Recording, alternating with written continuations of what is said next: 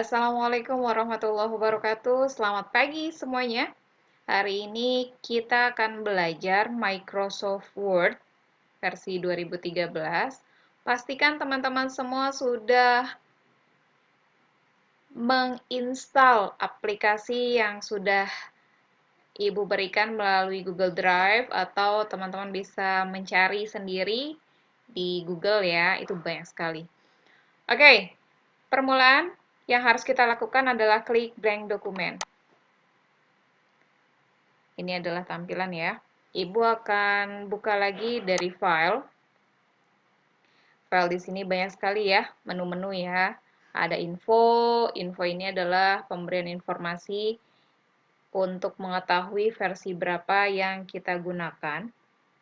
Kemudian ada new untuk membuat dokumen baru dan lembar kerja yang masih kosong.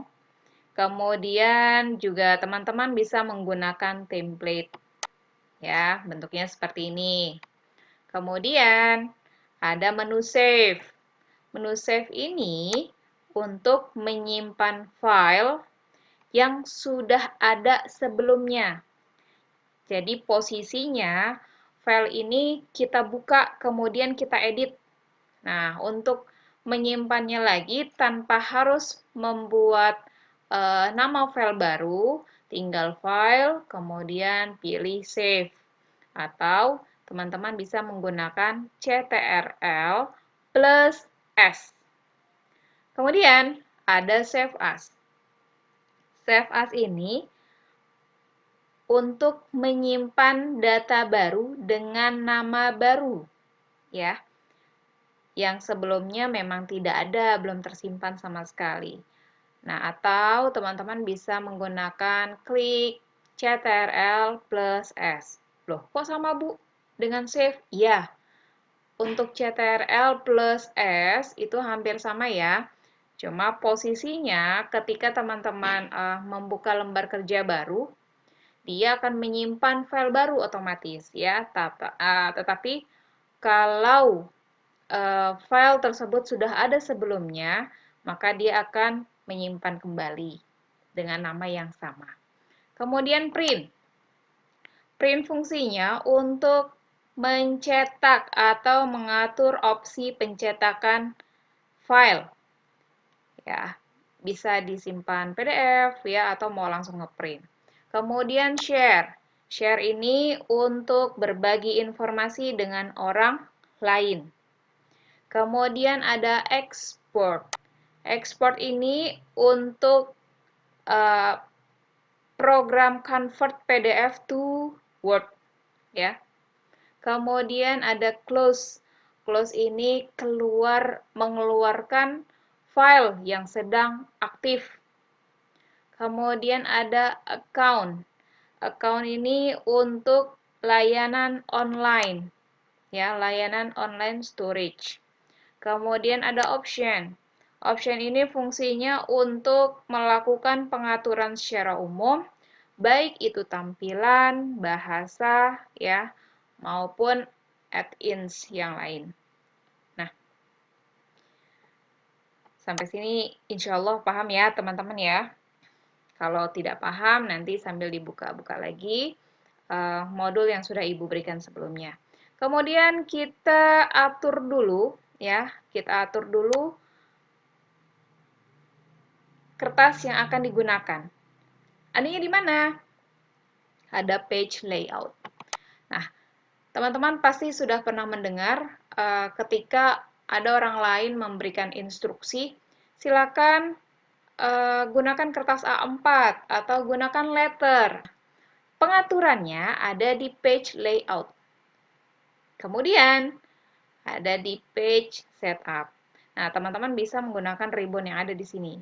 Sebetulnya sama. Ini nama grupnya. Grupnya adalah page setup, sedangkan ribbonnya ada margin, ada orientation, ya, kemudian size, kolom koran, break, dan sebagainya ya. Nah, ini kita bisa buka page setup. Diklik tanda panah ini ya. Oke, kita pindah ke sini. Di page setup terdapat 3 tab. Ya. Ada tab margin, paper, dan juga layout. Yang biasa digunakan adalah margin dan paper. Nah, margin ini fungsinya untuk mengatur batas kertas. Ya, ada batas margin top atau batas atas, kemudian batas kiri atau left, bottom, bawah, right, kanan. Ya. Nah, ini biasanya diatur nih kalau kita mau membuat sebuah makalah, laporan, skripsi, ataupun apapun itu. Ya. Jadi harus diatur dulu. Nah, biasanya untuk pembuatan makalah, untuk top, batas atas itu biasanya 4 ya. Tapi teman-teman nggak harus berpatokan dengan ini contoh aja. Ya, contoh aja. Ibu memberikan contoh makalah, kalau membuat makalah ataupun skripsi ataupun yang lain. Ya. 3. Kok nggak ada sentimeter, Bu? Ya, karena sudah tersave ya. Pada orientation ada pilihan yaitu portrait dan landscape. Portrait ini bentuk kertasnya tegak berdiri. Sedangkan landscape mendatar ya, melebar ke samping. Kemudian ada apply to, kalau wall dokumen untuk semua kertas yang ada di dokumen tersebut. Kalau this point forward hanya yang dipilih saja, jadi tidak semuanya. Misalkan Ibu pilihnya portrait ya. Oke, masih belum oke ya. Masih kita pindah tab, paper. Nah, paper size. Paper size ini adalah pengaturan kertas. Jenis kertas yang digunakan itu apa? Contoh, letter, dia otomatis akan keluar ya panjang dan lebar kertasnya. Letter, oh ukurannya segini, 21,59. Ini teman-teman harus ingat ya ukurannya. Kemudian ada tabloid. Tapi yang biasa kita sering gunakan letter A4 ya. A4 ataupun F4. Nah, Bu, F4 nggak ada. Gimana dong? Custom size. Ya, custom size. Kemudian aturnya gimana? Width-nya 21. Tingginya 33. 33 cm ya. Kalau sudah oke. Nah, teman-teman, untuk pengaturan kertas itu bisa dilihat langsung di ruler. Masih ingat kan ya? Tadi batas kirinya berapa, batas kanannya berapa ya. Batas kiri tadi Ibu atur 4 cm. Kita lihat nih batasnya sampai sini. Ya, dia sampai angka 4. Dan batas kanannya cuma 3. 1, 2, 3. Paham ya? Oke, kita akan mulai mengetik. Misalkan, contoh, Microsoft Word 2013.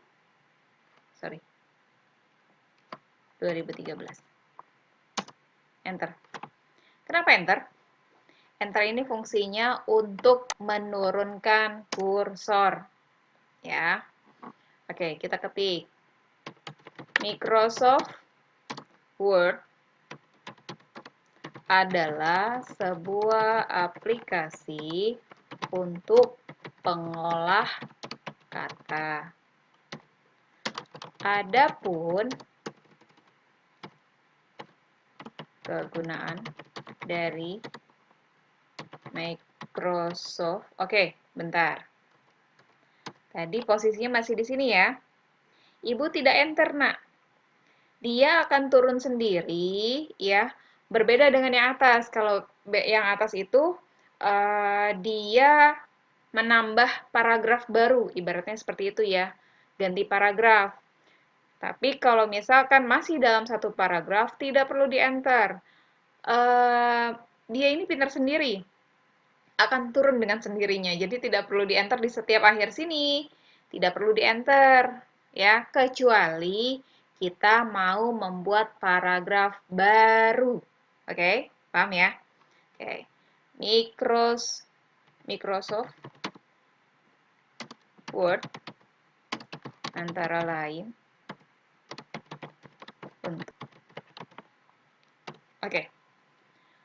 untuk mengetahui dia itu ada enter atau tidak, kita bisa klik home. Ya. Kemudian ada tanda P. Apa ini? Show height. Ini buat apa? Untuk melihat ada paragraf atau enggak. Nah, paragrafnya berapa kali? 3 kali ya, karena terakhir Ibu enter di sini ya. Nah, paragraf di sini berarti pergantian, Ibu enter di sini berarti pergantian paragraf. Dan ini yang terakhir juga sama, pergantian untuk paragraf. Paham ya? Jadi kalau tidak ada tanda P di belakangnya berarti tidak ada enter. Kalau ada tanda P-nya, P terbalik ya, maka itu ada tanda enter. Misalkan teman-teman ngelihat, oh itu enternya berapa kali? 2 kali. Itu bisa dilihat ya. Tuh, kelihatan ada jarak. Ya. Bu, hilanginnya gimana? Diklik lagi aja. Hilang dia. Ya. Nah, itu caranya. Yang kedua, di sini ada bentuk teks ya. Ada font teks, font, ukuran, pengaturan ukuran dalam bentuk size ya, size font, font size. Kemudian ada font. Font ini adalah bentuk teks, jenis-jenis teks ya. Kemudian ada B, B ini adalah bold. Teman-teman bisa gunakan CTRL-B. Kemudian I, ini untuk italic, untuk cetak miring. Kemudian U, untuk menggarisbawahi pada teks. Kemudian ada strike through, ya, ini fungsinya untuk memberikan garis satu di tengah-tengah. Kemudian ada subscribe. Kemudian ada superscribe. Yang kita butuhkan sekarang adalah font size, font, BIU, kemudian paragraf. Gimana nih caranya? Oke, dilihat. Di blok. Nah, kalau teman-teman mengarahkan kursornya, ya, kursornya di sebelah kiri posisinya, ini tidak akan bisa. Tetapi kalau teman-teman arahkan kursornya sebelah kanan, maka akan muncul panah dan dia akan menengok ke sebelah, mengarah ke sebelah teks, ya. Nah, contoh seperti ini. Kalau kayak gini, kita bisa klik sekali, dia akan terblok satu baris. Tuh ya. Oke. Kemudian, kalau Ibu klik sekali, dia hanya aktif satu. Kalau Ibu klik 2 kali di sini, di tag, tuh, wah, maka yang terblok adalah satu kata. Kalau klik 2 kali, maka akan terblok satu kata. Kalau Ibu klik 3 kali, 1, 2, 1, 2, 3. 1, 2, 3. Nah, maka akan terblok satu paragraf. Ya. Misalkan Ibu mau copy nih, di blok Ctrl C, ya, atau klik copy. Kemudian turunkan ke bawah, paste. Ya. Kemudian paste lagi, paste lagi, paste lagi. Maka akan tersalin ya. Paste ini fungsinya untuk menampilkan dari hasil copy atau hasil menyalin atau hasil memindahkan data. Beda ya, copy dengan cut. Kalau copy untuk menyalin data atau menyalin teks. Sedangkan cut fungsinya untuk memotong atau memindahkan data. Ya. Kemudian ada paste. Paste ini untuk menampilkan dari hasil copy, yaitu menyalin, atau hasil dari cut. Ya. atau memindahkan data. Contohnya seperti ini. Kemudian, Ctrl A. Ctrl A fungsinya untuk memblok seluruh data. Nah, setiap kali kita melakukan pembuatan teks, ya, lakukan dulu paragrafnya, atur paragraf. Di sini ada 4 macam bentuk paragraf. Ada length, ada center, ada right, dan juga ada justify. Kalau left adalah perataan rata kiri. Teman-teman bisa lihat. Ya, ratanya hanya sebelah kiri saja, tapi sebelah kanannya masih berantakan. Kemudian center. Center atau bisa gunakan Ctrl-E, Ctrl-E pada keyboard. Kita klik. Posisinya ada di, iya betul, di tengah-tengah, center. Ya. Kemudian sebelah kanannya ada align right. Ctrl R. Ketika kita klik, maka yang rata di sebelah kanan. Sebelah kirinya masih berantakan. Terus, kalau saya mau rata kiri sama rata kanan gimana, Bu? Pilih yang terakhir. Ada namanya justify. Kita klik atau tekan Ctrl-J. Nah, maka akan rata kiri dan kanan. Bu, judulnya saya mau di tengah dong. Bisa. Diklik ya, diklik. Kemudian posisikan di tengah. Jangan lupa bold, cetak tebal. Oh, pengen Bu diganti fontnya dong. Boleh, kita ganti font yang pertama misalkan pakai Arial. Ya, kemudian paragraf kedua Ibu maunya pakai wingding. Ini biasanya yang pada suka iseng ya, tapi nggak boleh iseng di sini. Atau yang lain aja.